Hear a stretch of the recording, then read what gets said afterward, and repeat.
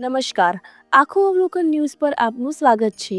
ગઈકાલે લાલપુર તાલુકામાં ભીમા કોરેગાંવ શૌર્ય દિવસ અત્યંત ભવ્ય, શિસ્તબદ્ધ અને ગૌરવભર્યા માહોલમાં ઉજવાયો હતો. આ ઉજવણી માત્ર એક દિવસનો કાર્યક્રમ ન રહી, પરંતુ દલિત સમાજના સ્વાભિમાન, સંઘર્ષ અને એકતાનું શક્તિશાળી પ્રદર્શન બની.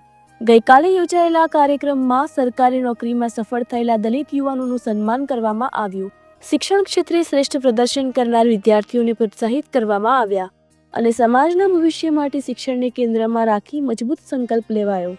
કાર્યક્રમ દરમિયાન સ્પષ્ટ સંદેશ અપાયો કે શિક્ષણ એ જ સાચું હથિયાર છે જે સમાજને આગળ લઈ જાય છે.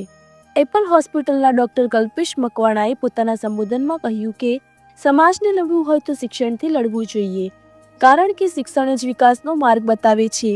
મિત્રો, ગઈકાલના સમગ્ર કાર્યક્રમનું કેન્દ્રબિંદુ અને સૌથી મોટું નામ રહ્યું જીતેશભાઈ ચાવડા.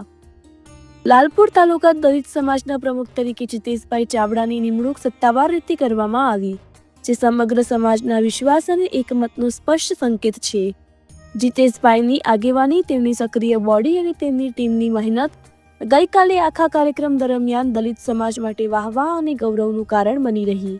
તેમની સાથે હરીશભાઈ સાગઠિયા મહામંત્રી તરીકે, ગિરીશભાઈ ધવલ, અર્જુનભાઈ આઈડી અને ભરતભાઈ વાણિયા ઉપપ્રમુખ તરીકે અને નરેશભાઈ ચાવડા મંત્રી તરીકે નિમણૂક પામ્યા. આ નવી રચનાથી લાલપુર તાલુકાનો દલિત સમાજ હવે વધુ સંગઠિત, વધુ જાગૃત અને વિકાસની દિશામાં આગળ વધતો નજરે પડ્યો. ગઈકાલના કાર્યક્રમમાં કે.જે. વાઘેલા, દેવરાજભાઈ ગોહિલ, હિતેશભાઈ મકવાણા, દીપ ચૌહાણ અને ચેતન ભાંભી સહિત અનેક આગેવાનો હાજર રહ્યા અને યુવાનોને હિંમત, ધીરજ અને સંઘર્ષનો સંદેશ આપ્યો. આખું અવલોકન ન્યૂઝ માટે લાલપુર તાલુકામાં ગઈકાલે ઉજવાયેલો આ ભીમા કોરેગાંવ શૌર્ય દિવસ સમાજમાં એકતા, શિક્ષણ અને નેતૃત્વની દિશા દર્શાવતો કાર્યક્રમ રહ્યો.